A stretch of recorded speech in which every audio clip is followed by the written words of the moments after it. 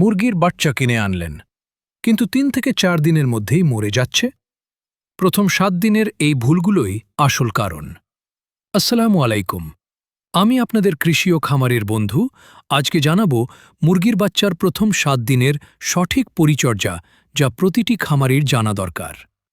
বাচ্চা আনার কমপক্ষে ৬ ঘন্টা আগে ব্রুডার চালু করুন। তাপমাত্রা ৩৩ থেকে ৩৫ ডিগ্রি সেলসিয়াসে রাখুন। ঠান্ডা ঘরে বাচ্চা রাখলে প্রথম রাতেই মারা যেতে পারে। বাচ্চা আনার সাথে সাথে প্রথমে পানি দিন, খাবার নয়।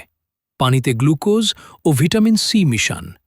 এটি যাত্রার ধকল কাটাতে সাহায্য করে। প্রথম দিন পানি দেওয়ার ২ ঘন্টা পর স্টার্টার ফিড দিন।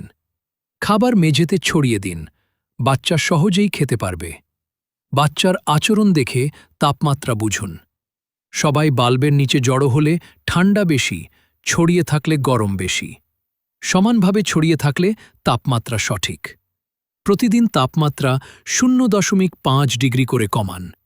৭ দিনে ৩৩ থেকে ৩০ ডিগ্রিতে নামিয়ে আনুন। হঠাৎ তাপমাত্রা পরিবর্তন বাচ্চার জন্য ক্ষতিকর। পানির পাত্র দিনে কমপক্ষে ৩ বার পরিষ্কার করুন। ছোট বাচ্চা নোংরা পানিতে দ্রুত অসুস্থ হয়ে পড়ে। পরিষ্কার পানি বাচ্চার সবচেয়ে বড় ওষুধ।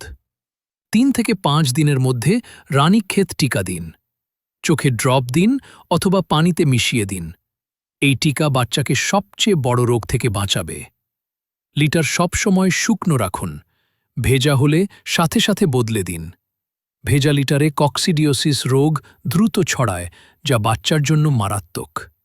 বাইরের মানুষ ও অন্য প্রাণী ব্রুডার ঘরে ঢুকতে দেবেন না। রোগের জীবাণু জুতা ও কাপড়ের মাধ্যমে ছড়ায়। বায়োসিকিউরিটি মেনে চলুন।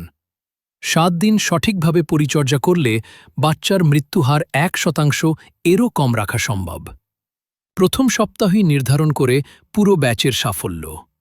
মনে রাখবেন, বাচ্চার প্রথম ৭ দিন হল সবচেয়ে গুরুত্বপূর্ণ সময়।